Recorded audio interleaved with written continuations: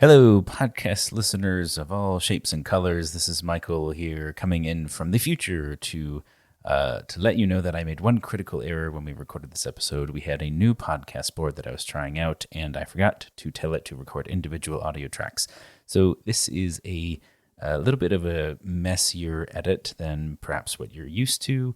But after next week's episode, because we did two, we'll be back to a higher quality of edit and sound. So bear with us. It should still sound decent, but I figured I would get ahead of it now. Enjoy. This episode is sponsored by Bigger City. Thank you so much for supporting us and helping our show to grow.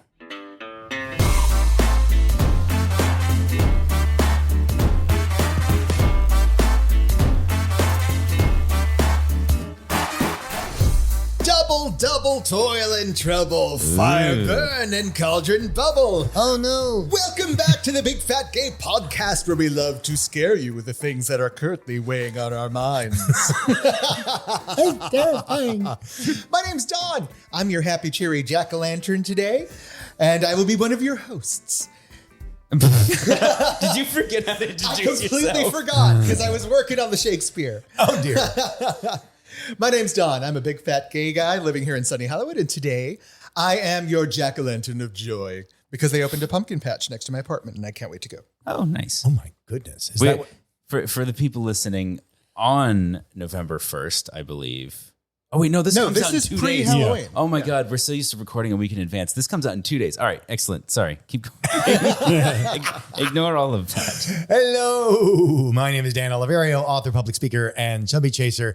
And I'm very happy about your pumpkin patch, Don. That sounds... I'm really happy. That sounds amazing. No, here in where we live in sunny California, it's always the same season, which is this season. The season we're in. And it's lovely, and there's a lovely breeze and a spring in my step, and it's a lovely fall day, which is a lot like a summer day, which is a lot like a spring day. I think they have winter other places.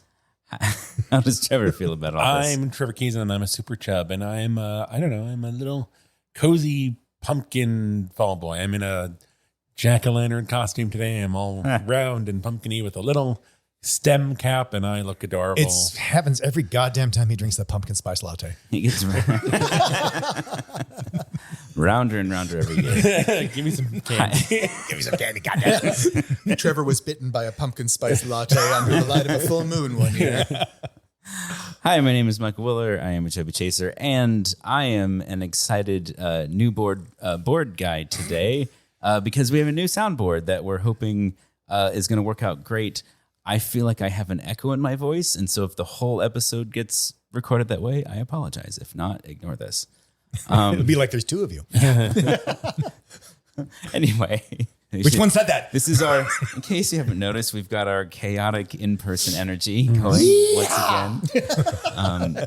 It's what we do. Dan just said yeehaw. If that doesn't tell it for you pretty much all at once. And a yeehaw to our supporters on Patreon and our sponsors. It's because of your continued support and our just listeners. We love all of you. Yeah. And cowboy hats off to you. We also have, we have spooky vibes today, but we have even spookier vibes on the 27th? 27th, I believe. This 27th or 28th. Later this week. Yes. Michael and Don are recording a mini-sode for Patreon talking about Tucker and Dale versus Evil. Yes. Which is a wonderful movie. It's such a good movie. Horror comedy that features, do you remember the name of the bigger actor in there? We just looked this up. Tyler last night. Labine. Tyler Labine. And he is a delight, and it is a horror comedy. It's a little bit gory, but it shouldn't be so scary for those of you that are a little weak of heart for the horror flicks. And Alan Tudyk plays his best friend in the movie, and it's great. It subverts every expectation you could possibly have going in.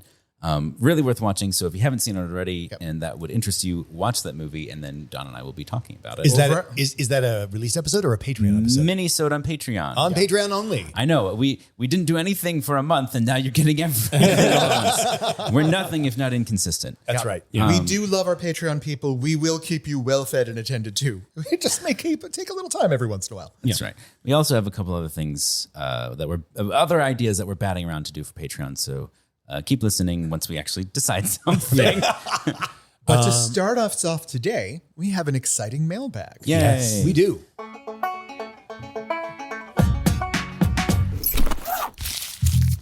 There is a sense of clarity in the sound effects, isn't there? Like, Yeah. I feel like I can they're just cleaner and crisper, definitely. Yeah. So our listener writes, regarding the letter about the quote unquote health guru on the date, I personally don't like that attention being drawn to me. I wouldn't want a long conversation about it. I wouldn't want people review bombing her page. I wouldn't want a scene made in the restaurant. I'd want assurance from the person across from me that they are into me and that it was a jerk move. I imagine it going like this. They take my hand in their hands and say, that woman is an asshole. I'm sorry you had to deal with it. Do you want to talk about it or go back to what we were talking about? I would then send her a message myself telling her why she did was wrong. I think everyone is different, though. I think my feelings would be different if it were an active assault where the person was still there and not backing off versus the stealth nature of the note. I've been in that situation where they wouldn't leave, and that's when I would like my date to clear his throat and step it up. Okay. I mean, that's a very reasonable response. And you know what? That is pretty much the better version of what I was trying to say in the episode. That's what I wanted to say. This is the grown-up approach. This Yeah. is the higher angels approach. This is the approach that you can keep doing as long as you have the energy to be your better person. Yeah. And as long as you have the will to keep doing the right thing. Well, and I like... I have run out. I am now officially part of the problem. I'll admit that. I mean, what I like that it brings the focus back to the date, and that it's really about the chaser and the chub and their experience together. Yep. And do we need to clean something up here? Do we need to deal with something here? Yeah. And I love that. And it's really important to point out that the solution that this listener has written in with is the only solution we really laid out that allows that date to continue in a happy, healthy sort of way. Every suggestion I suggested was a scorched earth policy. Yeah, you know? It does take over the date. I mean, Dan It was makes trying me to feel say better, this. but your trying date's to going to say end. This letter says it so much better. What bonds you and a date more than his and his Motloff cocktails as you find this Or those, diet? are those like Eskimo firearms? Is that what that is? Oh, that's right. Molotov, I I think Molotov is the word he was going for. Yes. Classic Trevor. Classic Trevor. But yeah, just, I don't know. Yeah. Holding hands as you each throw a flaming bottle into whatever diet center in a strip mall. Oh, I would ship that. I don't think you That's listen like the there for this. ultimate meet cute. Yeah. Sure. No, that's the Tucker and Dale meet cute. That's the horror movie meet cute. No, it's what Trevor was saying. Like, really, thank you, listener, for that letter. That was really great. Thank you. Yes. Okay. On to some pop culture, baby.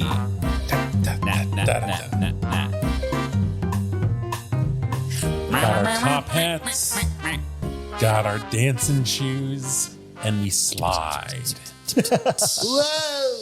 So, okay. Off So the stage. The first item in pop culture, Dan has been We've got ready some to go. opinions. There's a whole lot to say about this.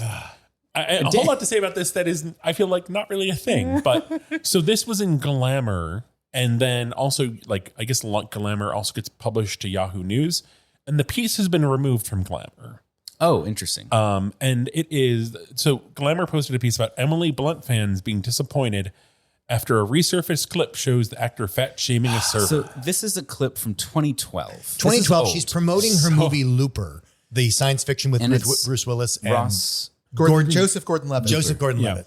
Anyway, but so that's how really we're really digging for this clip.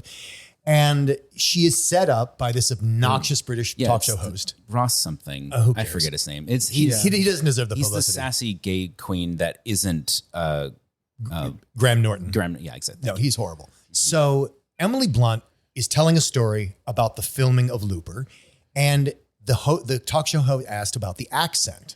And so she's talking about the Kansas accent because they were on location in Kansas. And she begins the story by saying, we were at a Chili's. And then the host interrupts and says, like, oh, have you all heard about Chili's? Because it's, it's a British You can audience. see why Americans are so enormous. Yeah, and so basically it goes from Chili's, you can see why Americans are, and Chili's has really big portions, and that's probably why Americans are so enormous. And then Emily Blunt drops in, yes, and my server was enormous. Yeah. That's it. That's the end of the clip. That's the end of the scuttlebutt. And this is in 2006, I think, right? To the 2012, I think. 2012. Yeah. Okay, that's it. You now know everything. Yeah.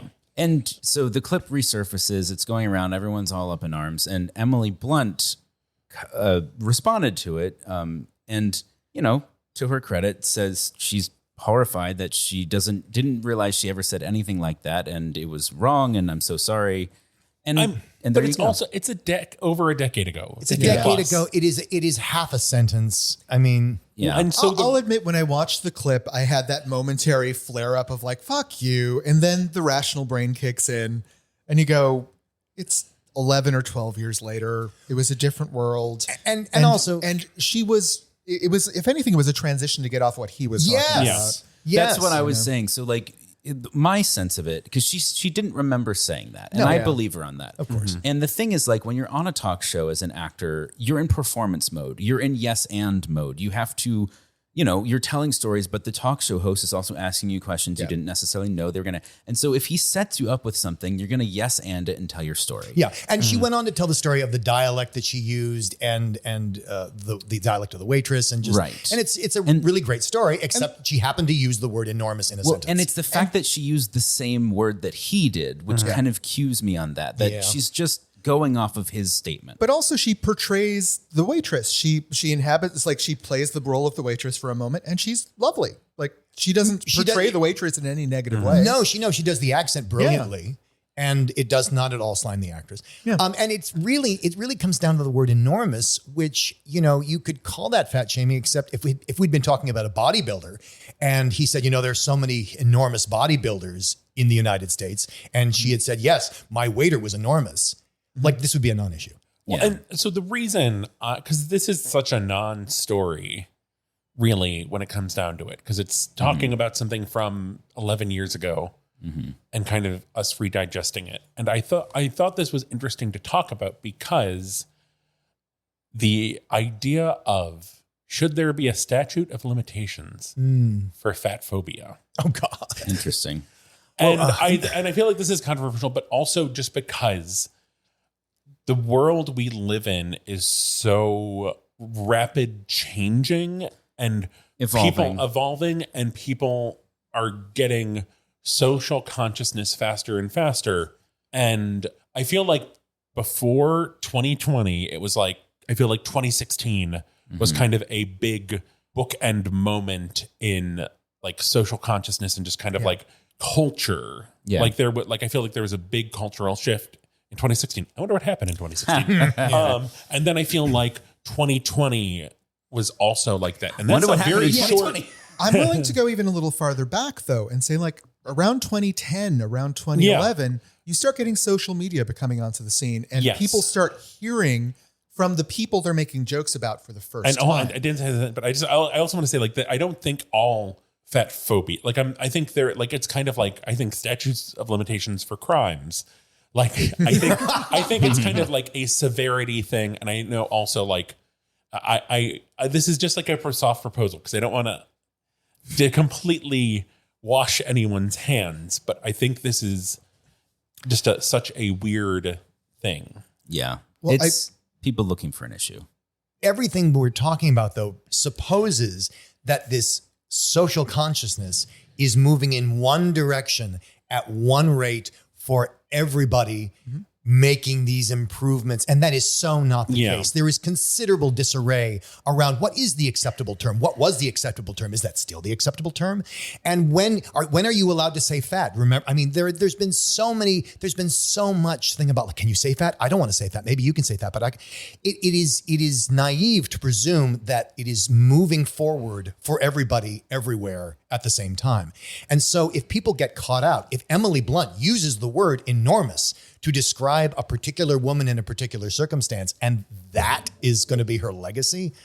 Oh, come on. It's senseless. Yeah. Well, and I think it's also like, it's easy for me to issue a blanket, like, okay, she's learned, she apologized, let's move on. But, you know, I'm not that server who maybe saw that interview. Yeah. So which was kind of the point one of the points people were making in discussing this resurfaced clip. The the point of the server was that she was such a fan of Emily Blunt and recognized her. Yes, and so that's the point of the story. Yeah. But I think it's also just kind of like exhausting to constantly analyze things from the past in a modern framework. And I think it is just kind of setting yourself up for failure in trying to It's enjoy setting yourself something. up for outrage. Yes. It's just this endless sense of outrage. And like, I get that there are real things to be outraged about. Not that this isn't real, but it's what is her impact in the world now? Like, what is she doing? What is she saying now? Can we judge her on how she currently is? I mean, yeah, if she did something truly horrible, as Trevor's pointing out, like the statute maybe has a different number of years depending on how awful it was. I don't know. To me, she mea culpa'd instantly and cleaned it up. Well, and so did the magazine. It's no longer there. Yeah. She owned it. Anyway, interesting topic.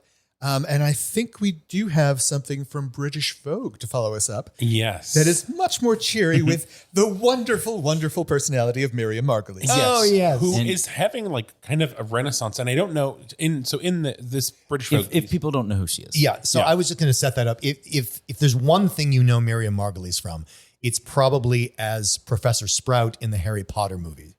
Yep. Yes. She's the person who works in the Also, greenhouse. one of the longest running Netflix shows called The Midwife. She is the mother superior of the order that runs that, the midwives. Yeah. So what is she up to? So she is in British Vogue in this section called In the Bag, where she is unloading her tote bag, which also has her purse inside of it. Well, and we should also say this is a feature of British Vogue where they basically come up to a celebrity and they say, why don't you take us through what's in your bag, your handbag?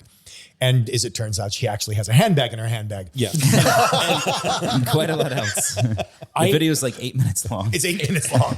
But it is so, I found it captivating, and I don't know, it's like, It was it is hypnotic. this, elder, fat, queer icon. And like, I don't know, I'm like, am I just an old British lady? Because it is all of these things like and it's like. You wish you had her bag. She has a tote bag which has her purse in it. And she has a copy of her own autobiography in it, which is For giving hilarious. out. But also like an extra pair of giant underwear. Which she has dyed navy blue, as she does have her handkerchief. Yes. Dyed navy blue No, because not handkerchief, a napkin. Which Yeah. I was like, this is genius. Wow. I've been telling you to wear a bib forever. No, but that I should carry Just bring a it with you everywhere. that in I my say that. in my giant old lady purse, I should have a napkin. Because there's so many times where like I'm at a restaurant that doesn't have cloth napkins. Or that does have cloth on That it? does not. Does not. So basically, because she has, as she calls it, a continental shelf, she's referring to her bosom, and she has this napkin, which she says she stole from like a United Airlines flight and had dyed navy blue because it's one of her favorite colors. And so she applies it to her person, and it is a crumb shelf. It is a crumb catch. And I've been telling you this for years. I know, but hearing it from Miriam Margolyes. Oh, God. Who, and also she, like, it's just this bizarre thing of her pulling out all this stuff, the underwear, the napkin, her autobiography, an onion, a partially eaten onion that she has wrapped in a napkin. Why is it partially eaten, Trevor? Because she just likes onions, so she'll just occasionally pull it out and take a bite. That is the most Professor Sprout thing Yeah. that has ever Yeah. been lived Yeah. in real life. She carries an onion in her purse. It seems to be undisguised. Like you think it, like maybe it's in a napkin. I hope it's in a napkin. It's in Yeah. a napkin, but that's it. And she munches on it throughout the day. Yeah, and also radishes sometimes. And radishes, which she compares to sex. Yeah. So, Favorable. Trevor, do you care to follow up on your comment that you must be? I mean, I think taffy maybe in place of an I onion. feel like this is the most wonderful, revealing interview about someone I've ever that's watched. why it's a standing feature for the magazine. I Yeah. was so charmed. And not only did it tell me about her, but like there were little things in there about like, oh, that's why women carry this around. Yeah. Like the tweezers explanation she gives. Oh yes, because she was told that British Vogue would be quite interested in her makeup routine, and she takes out the tweezers. She says, "This is my makeup routine." Yeah. yeah, and And it's for sometimes she wears tweezing lipstick. It's for tweezing whiskers. Yep. I was like, that's awesome. But I don't know. It's just such a like weird gay fat representation. And now I'm really like, I should carry a napkin around. That was Yes, like my big thing. you should. And What I want to do is get friends to sit down and tell me what they're carrying in their pockets and why. Because like that was very revealing. What have you got in your pockets? Yeah. I don't know. Also, just Have that echo effect. have Dan dye all my underwear and I can carry some around. Or you could just Dye- carry some around. Oh, dye. Yeah, dye. dye. I thought you said dial. I was like, do we? I heard that No. too. Like so. Dye my underwear. Well, At any rate, it's It's a delightful worthwhile watch, and Yeah. she is charming. it is. And as we move out of our pop culture segment, in and the we, 25th minute of our episode, might I add. Eagle, I summon thee! Fat Watch 2023! It wasn't piercingly loud this time. Yeah. I liked it. It was the correct volume. A gentle breeze. In your knickers? Oh, there was a truck going by. I was like, wait, there's a different pitch in there. Why is that? And with Fat Watch, we have Yeah, I don't know, this is Fat Watch interesting. mainstay, Virginia Solsmith. This is NPR, and they're talking about the resurgence of weight loss drugs dealing a blow to the body positivity movement? Question mark. Yeah, I really like this. So it's asking the question now that Wegovy and basically these what are they? I can't remember. GL1. Semiglutamide? Anyway, the point is they are the holy grail right now. It may change in 10 seconds, but right now they are the holy grail of weight loss drugs. And they are everywhere and everybody's trying to get on them. And the pharmaceutical company that makes them is more than happy to provide them. They can barely keep up with demand. It is serious.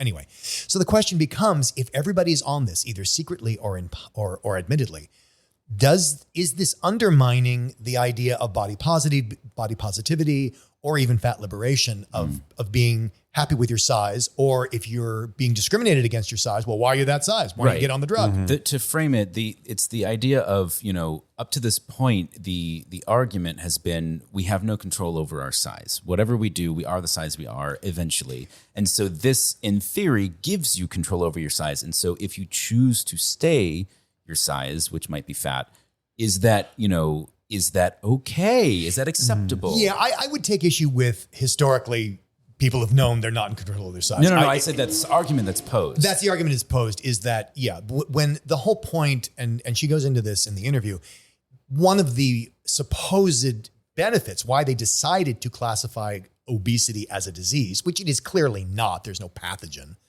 So obesity is not a disease, but they classified it as a disease so that they could supposedly take the heat off people from being discriminated against and just shut up and stop eating fatty. So that it would be like, no, it's a medical condition, but it just further stigmatized everybody. Is that the same thing? Is that the same reasoning behind alcoholism and drug abuse being diseases too? Yeah, the idea they classified it as a disease, even though by no means does it fall under the category of a disease. There is no. Yeah, I understand You that it's understand not that. a disease, but I was kind of curious about the Right. reasoning. No, the whole reasoning of making it a disease was basically because it's better PR. Yeah. It's simply better PR to get attention. Well, and you can medicate it. Like you can treat a disease. Well, there is with- that. There is the and also backdoor to try approach. and lift the boot off the neck of people. That was the thinking, Yeah. but all that happened was much like, if you had HIV, you're not a faggot. Now you're a pathogen. Yeah. It just increased the yeah. stigma. It just Got it. increased Yeah. the stigma of now you're not just a fatty, you're a sick fatty. And it invited all of the people who, say, oh, Mom? poor you. I'm sure you can dig your way out of it. I believe in you and your weight loss journey. Yeah, it did also turn the conversation away from willpower and character to something more medical. But as has been pointed out, that just opened the door for pharmaceutical companies to cure fatness. Yeah. Because the idea of, that fatness is wrong. Yeah. Right. So it's a good little conversation. It's only 5 minutes. So if you want to check it out, they have the transcription of the interview in the article, but then you can also listen to it if you're driving or doing something else. Yeah, it's a good interview. Yeah. We always support Virginia on the podcast and are happy to feature her. Okay. Is that it? Yep. We good? All right. Into our main subject, which as alluded to at the top of the episode, which Dan was fighting heartily, It's autumn. Oh, that. It's autumn. It's autumn. Trevor, set up why we're talking about. So I mean, So that's why it's autumn. and it's also just a rough, scary time. Even in the as world. the trees are changing color to these bright orange and red flames. Somewhere in the country. Where does the fire begin to burn?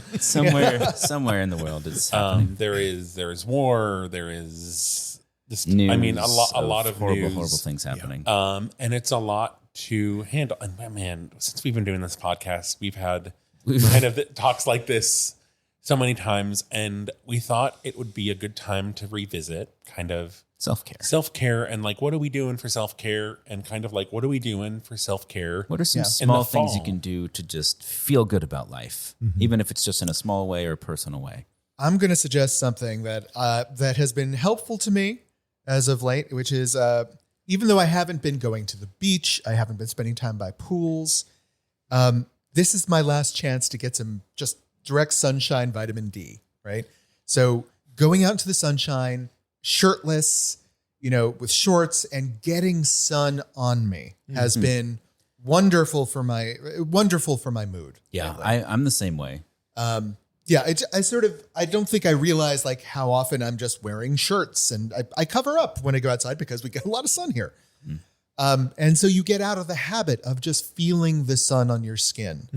And there's an aliveness to it. Yeah. And not only is it psychologically bolstering, but like physically, it literally gives you vitamin D. It gives you things you need. I will point out that in most of the country, it is quite cloudy out. Yeah. But if you do, I guess the point is, if you do get one of those rare sunny autumn days, take full advantage. Go out, go on a short walk, or sit on your front porch, or in the front yard, or wherever it is that you have a spot that you can soak up some sun. I try and do this. I work from home, and my work is in an office, and I have the window blocked because I edit and blah, blah, blah. And so I don't get a lot of sun. And when I do step outside and just take in some fresh air, there's something very rejuvenating to it. And I'll add an extra push to that for our big boy listeners like me, because I feel like I have been averse to that. And You mean like taking off your shirt? Yeah, taking off my shirt. So the activity of it has been healthy for me on other levels, right? I'm not saying you got to be a nudist and run crazy through the streets, but live in your body, use it, and become accustomed to using it. And that is more stimulating and healthy to you than you can possibly imagine. Yeah. I also would extend that if the sunlight, absolutely, sun on your skin, that's fantastic. I think there's also just being in nature. It's really, because what happens to me is I get in my head about all the news and I start having very detailed debates with imaginary creatures, on whatever side. And being in nature, nature is a great way of just regrounding you. It quiets. Well, and because it's real. Actually a psychological effect. Yes, too. it is. But it's actually because it's real. It's not this imaginary place you're going to and having this imaginary argument with people. And I would also say that even if you're indoors, if you can just take a moment and breathe and look around, and you just notice that there's actually no war right now in your living room. Yeah. There is no war right now. As crazy as it sounds, gotta underline that. Yeah, absolutely. Just get real. Get really, look at your environment. Like your dog does not know about the war. Yeah. Oh my God, to be a dog. As someone who does the exact same thing, and I would even take it a step further, there's a particular brand of overthinking that you imagine yourself in a variety of situations where something has gone wrong. And you're imagining yourself having to deal with this terrible situation. And you're basically just imagining yourself being hurt. And it's not real. It's not real. It's just not real. But you're living as if it were, Yes. which is the same thing as if it were real. Exactly. Because you're in that world. Mentally make it real. And just to clarify, we're not saying to ignore. We're not saying to put your head in the sand. We're just saying that you do need a break. Do not throw away your empathy. Your empathy is the thing that will save us. Your empathy is the thing that may fix this world.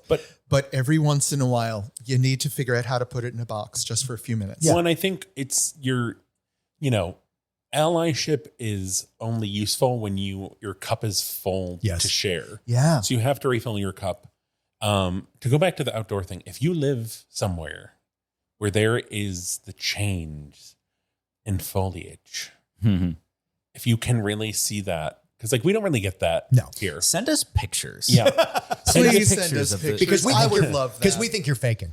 but I think it is like to really like even if it's just like you can like go drive through it, go maybe just like park. Roll the windows By down. a really like if there's like a really good tree somewhere. Go to the pumpkin patch down the road. I see. Okay, I know you're excited about the pumpkin patch. Very. But there was one near us at one point, and I was so excited, and we pulled up, and I'm like, this is like a parking lot with some pumpkins scattered around on straw. That's kind of sorry. a sad mess. So you smashed them all? No, we did. I was just like, oh, we can keep driving. I've never been to a Los Angeles one. I grew up in New England. So right now, like the leaves changing, I miss it. The pumpkin patch is there. Like there's cider and there's apple cider donuts and there's scarecrows and corn mazes. But I have corn mazes, man. I have remember lower that. expectations here in Los Angeles. It's but like I'm a still- living Trader Joe's. Yeah, it really is. I have such a fond memory of So I grew up in the Midwest, so there was a lot of different like fall festivals and stuff.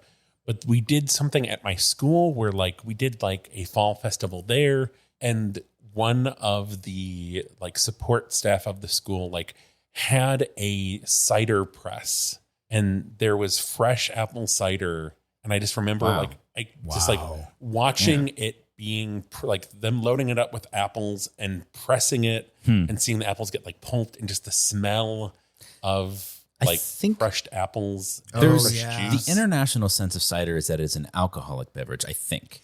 And Yes. So in this case, we're just talking about basically fresh squeezed apple Unfiltered juice. apple. And Unfiltered. I'd like to know, maybe from listeners, is that just an American thing that cider is basically thick apple juice and then there's hard cider? Or are we just Americans and like, We have to change everything. and we've just generified everything. And like in other countries, cider is always alcoholic and otherwise we call it something else. I will say like the cloudy brown cider I grew up with, I don't think I've really seen that much outside New England. You can get it. Trader Joe's, I'm telling you. Yeah, No, Trader Joe's. it's different. There's a filtered quality to it, even when it is cloudy. Like the stuff that I grew up with was gritty. Well, you're just smashing it will apples be then. different. Yeah, it is different from fresh squeezed for sure. If it's clear and yellow, you got juice there, fellow. Cloudy and brown, you're in cider town. You're hoping it's juice if you're drinking That it. is some Midwest maxim Name that it. you just dropped on us. It's Ned Flanders. Oh, okay. At the like when the Simpsons think- go to like the Apple Festival or Name of the episode: Cider Town. Already perfect. I don't know, something I have been doing to just kind of like mentally decompress and just get away from it all is video games. Yes, me too. Specifically, so I mean, Spider-Man 2 just came out, and I've been playing that, and it is very PlayStation. very bastard. fun. But I've been playing Disney Dreamlight Valley, which is an Animal Crossing type game with Disney characters, and it actually like there is a story to it, and like actually a point where there's like a content warning because there's like kind of this whole quest that is like basically talking about depression. And it was very interesting to see that in a game, and also like that there was a content warning, and also wow. the fairy godmother being like, okay, if it gets too heavy, like you can come out and I'll be here for you. That's that's really wild. sweet. Yeah, that's Why would it be heavy? well. I mean, if you don't want to have to, I mean, if you're playing a game to like if you're depressed and you're like, Games this are is my escapism. escape, and like you don't necessarily want to be reminded of dealing with life depression while issues. playing a game. You know what video games and video games, I'm playing Sudoku on my phone. That's a video game. I mean, Yeah. It is a video game. It is. If you're not a like video game person like Disney Dreamlight Valley or Baldur's Gate, Baldur's Gate. the New York Times has a new game out called Connections. Oh yeah. Which is it's basically I think there's 16 words and you have to make 4 groups of 4. Yeah. And it's just it's easy and satisfying, and it is a very You have to find the hidden relationship between the 4 words in their group and why it's not different words. Washington Post has that too. It seems like a lot of the major newspapers are now introducing like huge groups of games. Well, and they've stolen a bit of the Wordle rules because you have a limited number of tries. Yep. I've also noticed that Netflix is launching their video game service now, and Fire Stick. You can now play video games through your Fire Stick, which is very strange. But For me, it's straight. All of this is new. You know? Yeah. For me, it's quite simple, but I was the beneficiary of some autumn vibes, relaxation goodness. I've already mentioned, I think, on the podcast that the house that Michael and I are renting is it's the perfect nap location. Every room. I'm sorry, the house is, or there's the house, and within the house, every room in the house just has no matter what time of day it is, there's just beautiful sunlight filtering across, but not directly on you. It's just sort of this like dreamy, peaceful. It's quiet in the neighborhood, so you never hear anything. And, we have a 7-foot beanbag chair, which is super comfy. Big boy beanbag chair. Yeah. Oh, yeah, exactly. Super comfy. And, anyway. I've just been using Trevor. Yes. Well, that does work too. But I came home from a trip here, I think, actually. It was the last time I was here. And he had redecorated mainly the living room, the dining room and kitchen with autumn decor and Halloween decor. So he put up like this sort of a garland of like autumn colored like orange leaves and stuff. He got an autumn tree or a Halloween tree. It's like orange with like LED lights. So it kind of just like lights up orange in the corner. Wow. Like as though a tree had turned, to autumn colors. He got these little like lanterns that he put up in the mantle above the fireplace, and a whole bunch of like pillows with like sort of cartoonish, like spooky characters. And I think Michael that could be Myers. really stress reducing. That could be so stressful. I mean, even doing it, just very doing much so. it, and because it's celebratory. Yeah. It's taking a period of time where we happen to get a lot of joy and just embracing it and making a moment out of it, rather than just sort of drifting through and going, okay, well, I guess it's autumn right now. Sometimes, I mean, in my case, I didn't have to do anything. But in his case, he actually made a point to do it. Like, I think a lot of times, have you ever been in the holiday season? It's like, well, I guess it's Christmas, but it sure doesn't feel like it. Sometimes you have to take that's called Southern California. But you have to take a moment and like make it. So you have to go do it. One of the things we talked about was getting out and seeing those leaves changing. You don't need to do that in Los Angeles because the houses are changing. Yes.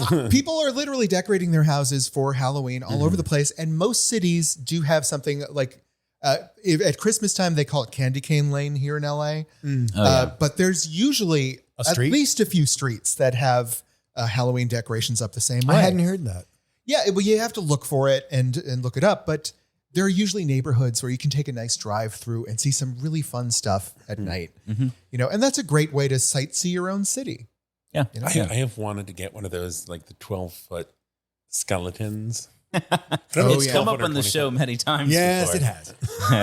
Well, because over here you have these wonderful hedges. You could have it looming over the hedges, reaching for people walking by. Oh my! I think that would be amazing.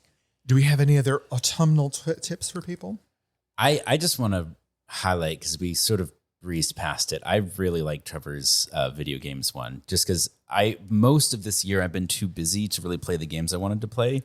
And I finally hit a point where I'm really making a point to take time for myself. And I've put down a couple, hobbies that take up a lot of my time and, are very energy sapping in a lot of ways. And I'm playing more video games, and I have no regrets whatsoever. I'm having a great time. If that's a hobby of yours and you don't do it as much as you want, and maybe that try and make the actually can be a social event too, if you want it to be. Because even Baldur's Gate, you can play up to 4 people. I did it for like an hour with some people, and it was a little confusing because I wasn't sure who was going to be in any given cutscene, but I had a good time with it. It was fun. Moving on, I think we have a tip today. Yes, we do. How exciting. There are 6 days left to apply to be a new board member at NAFA. 6 days as of release of this episode? This drops. Okay. We are looking for a few good fats and non-fats. You don't have to be fat. You don't have to be fat to be on the board, but it helps. Fat allied candidates. Yes. All ages, all genders, all races, all everything. Check out the... You must be all of those in order to apply. Well, it wouldn't hurt. I guess I didn't put the link in my email, but it's on the website. We'll share it. I think it's nafa.org/board-search. Okay. Yeah. All right, Don, take us into Bitland. Well, today, since it's so close to Halloween, dear listener, Spooky. I thought perhaps we might Hold on. Maybe let me think of this literally. So, since it's Halloween, dear listener, I thought perhaps now would be an excellent time to scare some scary stories. Boys and ghouls. Boys and ghouls. All right. So, today what we're going to do is each of us has delved into our own personal histories and journals. Oh, and I did delve. old research topics on ourselves. And we decided we would share a scary story today from each of our histories. Trevor. Oh, okay, I guess it's me first. Trevor. I'm just picking someone at random. Okay. You sound a lot like Winifred in Hocus Pocus. All right. Trevor, do you have a scary story for us today? So I actually was struggling with this because, like, I don't know. I feel like Every day is a scary story. As someone who was a very anxious child, it's like everything was scary.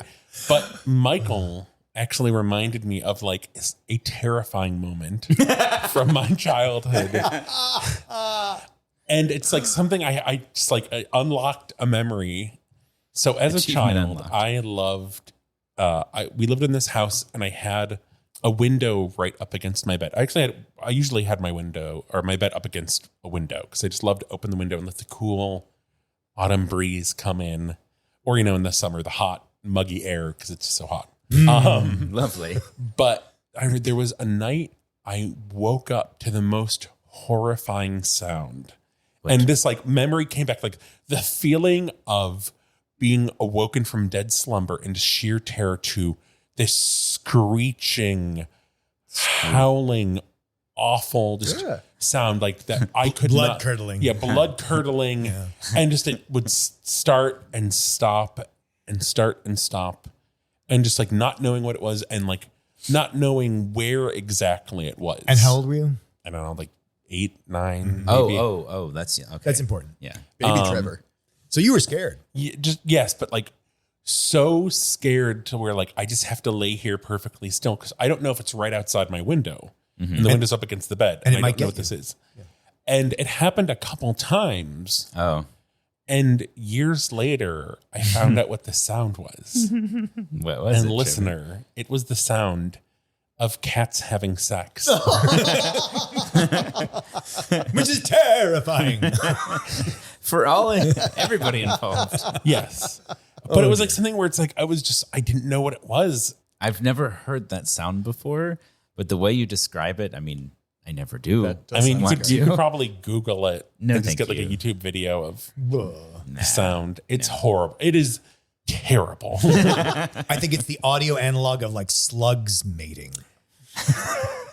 Dad, Hi. tell us something scary, Dad. Okay, so I don't know that this is scary, but it is a bit otherworldly. Okay. So this is many, many, many, many years ago. My boyfriend at the time, we went to Spain, and we were all over Spain, and we did Spain foolishly. We were like, yeah, we don't need to make reservations. We don't need to book anything. We just have backpacks. Yeah. Dear listener, I do not recommend that. Anyway, moving on. Yes, adventure is one word. So we happened to be we went all the way down to the bottom of Spain and Gibraltar. Wow. Which technically isn't Spain. That's a whole episode. And there are free roaming monkeys on the Rock of Gibraltar as well.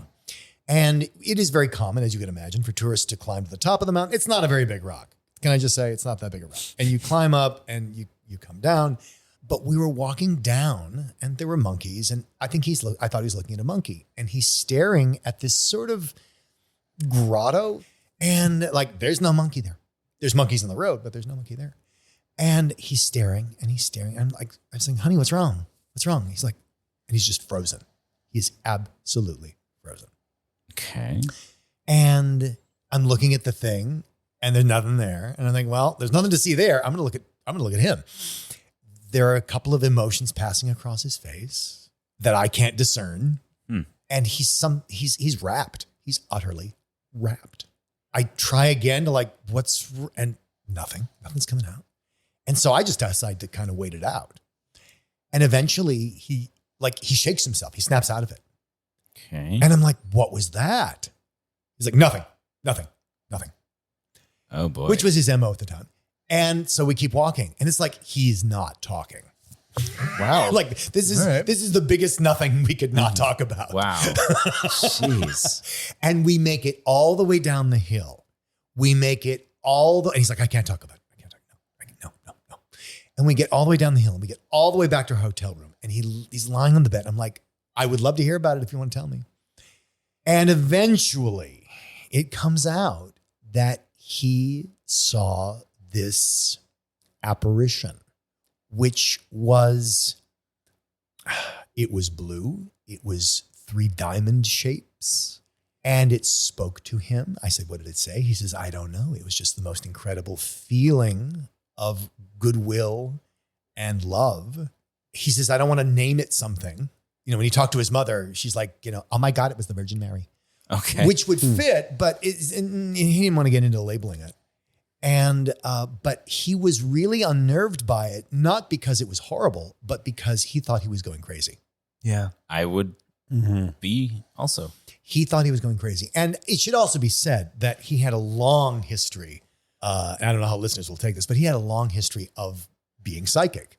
Like he actually one time was thinking about doing that as a career, because another moment attached to that really quick, he was at a birthday party of a friend of mine, and it got out that he could kind of read people.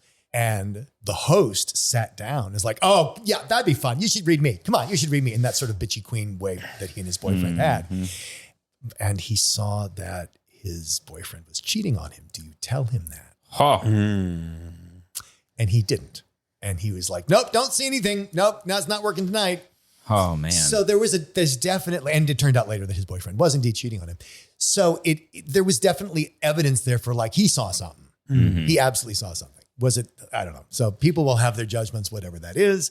That's wild. Yeah. So that's my spooky story. That's nice. Man. Okay. Mine happened to me, like Trevor, when I was around 9 or 10. I was visiting a friend of mine, a childhood friend. We'd been friends since I was a little kid, Tommy.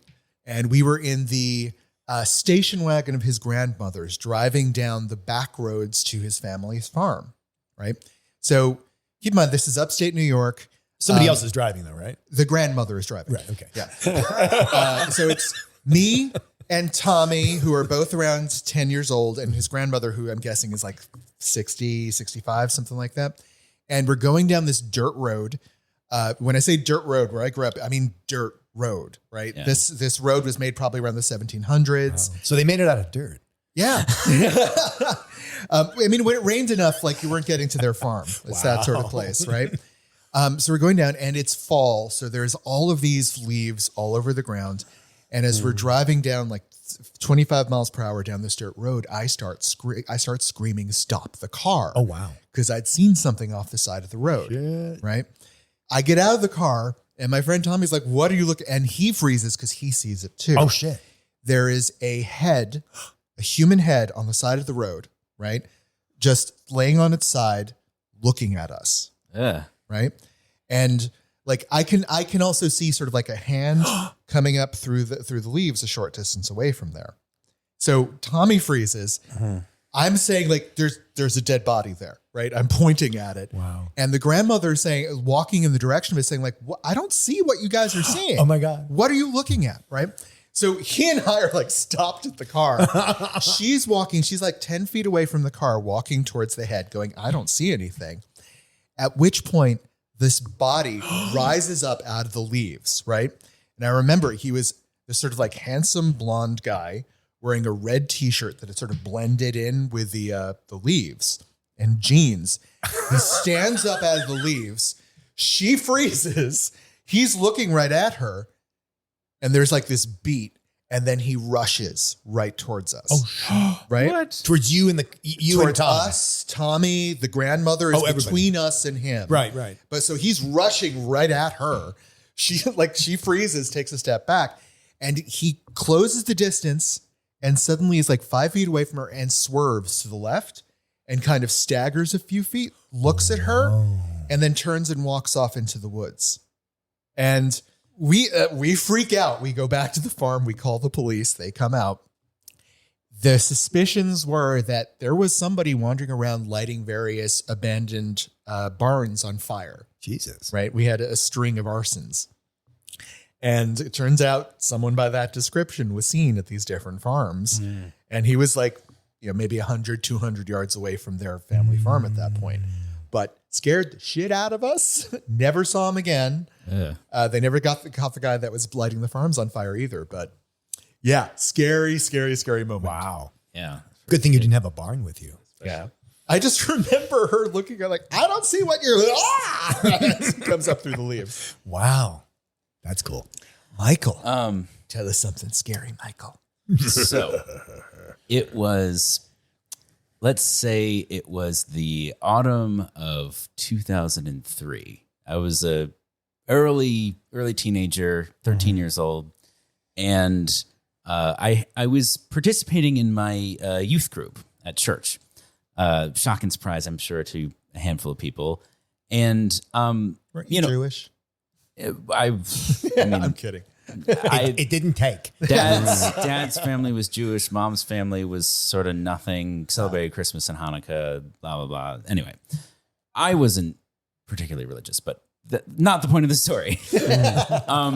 We were doing a lock-in, which is like all of the kids in the youth group, which were all my age, you would stay overnight in the church and just like, play games and have pizza. And there wasn't anything particularly religious about it that I remember. I just remember it was like a sleepover in the church and everybody, all of your friends were there and you got to kind of do something, unusual. And the church, this particular church was, this is in Charlottesville, Virginia. So it's very, it's university town, it's white columns and brick and it's huge. I mean, it is massive. I didn't realize how big it was until I started seeing like other churches and I was like, oh. And I don't mean like, mega church big. I just mean it has grounds. Oh my. So we're, it's late at night and we've all had our pizza and played our games and it's starting to settle down and we're like, let's play sardines, which is kind of like reverse hide and seek, where one person goes and hides while everyone sort of stays together. And then everyone spreads out and tries to find them. And when you do find them, you have to hide with them. Oh. And then eventually that hiding spot gets more and more cramped as you're all trying to hide. And then, of course, whoever is last loses. Or, whenever it is, basically. And so it's just sort of silly fun. And so we're all wandering. And so we there's the church and then there's like this underground passageway that goes there is. all the way down to like what the choir rooms are. I mean, it's like a maze. There's an underground passage. And what I've neglected to mention up to this point is that I think it was that same day. Let's say for the sake of the story, it's the same day. There was an escaped convict. Oh my God. Who was in fact a convicted murderer, like violent offender, who had escaped from a prison that was relatively close by. It was in Charlottesville, just outside. And, we kind of like, it was like very horror movie, casually like saw it on the news and thought nothing of it. Oh my God. So as we're all wandering through this church, a few of us are wandering together as a group, which is not really how you're supposed to play the game. And so we wander through, we go through the whole, like the actual church and there's nobody in there. So we go down into the side passageway, which is down a bunch of stairs. And then you're in this like underground room. And we're like creeping around and it's pitch black. Like everything, all the lights are off. There's nobody here. There's no janitor. There's no nothing. No iPhone. And yeah, exactly. No flashlights. And so we're kind of creeping around this room, kind of searching through all of these like boxes and like things. And then behind me, Liza screams and starts running up the stairs. And everyone turns around and goes, what's going on? And then this guy sits up, Michael Myers style, goes, hello. Oh, shit. And we all screamed and ran. And I was the last person up those stairs, knowing that there was a serial killer on my tail.